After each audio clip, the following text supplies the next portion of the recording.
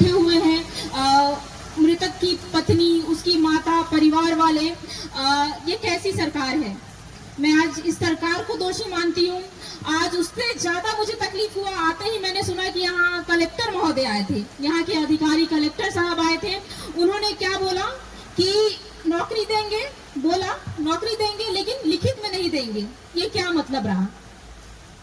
शर्म की बात है, सरकार को शर्म आनी चाहिए, कलेक्टर साहब को शर्म करनी चाहिए कि इतनी बड़ी हादसा होने के बाद भी उस मृतक परिवार को एक नौकरी लिखित में देने में उनको तकलीफ हो रहा है। कौन इनको रोक रहा है? किसने इनको मना किया है? मुझे ये समझ में नहीं आता है।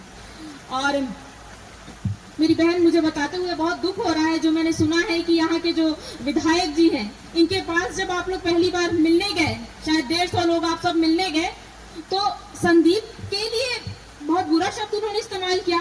ये सुना तो मैं शॉक्ड हो गई कि चोर का परिवार, चोर के लिए आए। ये कोई तरीका है? ऐसे सरकार को, ऐसे विधायक को मुझे लगता है ना, हम सबको लात मार के भगा देना चाहिए। ऐसा उसने बात बोल दिया, तकलीफ होता है हम लोगों को ये सुनकर। और आज वो संवेदना देने के लिए आपको यहाँ आ रहे हैं, क्योंकि सब आपका साथ दे रहे हैं, इसलिए वो संवेदना देने आ रहे हैं। उससे पहले उन्होंने इस बात को रखा। शर्म आती मुझे ऐसे विधायक पर। एक युवा विधायक को हमने चुना, सीतापुर के लोग सबने चुना कि एक युवा है, कुछ अलग कर जाएगा, कुछ अच्छा कर जाएगा। लेकिन कुछ अच्छा क्या, एक युवा का साथ नहीं दे सकता, एक आदिवासी का साथ नहीं दे सकता। बात हुई छत्तीसगढ़ में मुख्यमंत्री बैठे हुए आदिवासी के हित के लिए काम नहीं कर रहे। ऐसे मुख्यमंत्री पर मुझे शर्म आता है। मैं चाहती हूँ अगर शासन प्रशासन कोई भी सुन रहा होगा, या मेरी आवाज किसी मीडिया के थ्रू कहीं से भी यहाँ से चले जाना चाहिए। मुझे लगता है इनकी जो 8 सूत्री मांग है, ये पूरा होना चाहिए। सुनने में आए, इनको बोलते हैं कि 8 लाख दे देंगे, कोई बाहर के आके बोलते हैं 10 लाख रुपए दे देंगे।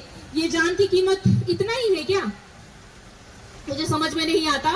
जो आरोपी है वो कहाँ है? उसको पकड़ा क्यों नहीं जा रहा है? इतने दिनों से इन लोगों ने गुमशुदगी का भी शायद रिपोर्ट लिखवाया था इन लोग ने, उसमें भी नहीं जांच कर पाए। जब पता चल गया तो भी वो मुख्य आरोपी अभी तक पकड़ा नहीं गया है। पता नहीं कौन इसका साथ दे रहा है। सुनने में आ रहा है कि भाजपा की सरकार के बड़े बड़े मंत्री लोग इनका साथ दे रहे हैं।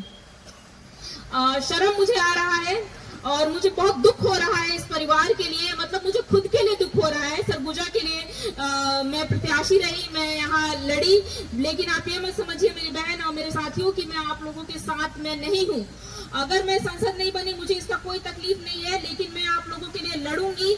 हर एक आदिवासी के लिए, हर सरगुजा वासियों के लिए मैं लड़ूंगी।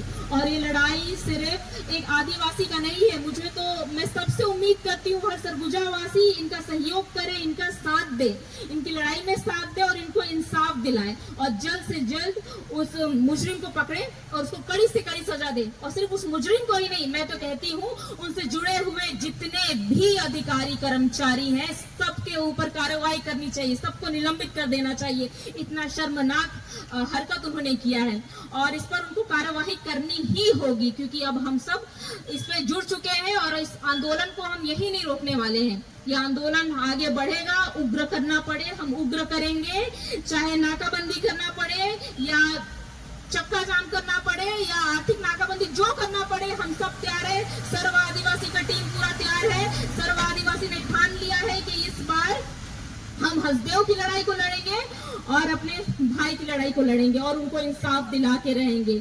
और जो हमसे टकराएगा, मैं बता रही हूँ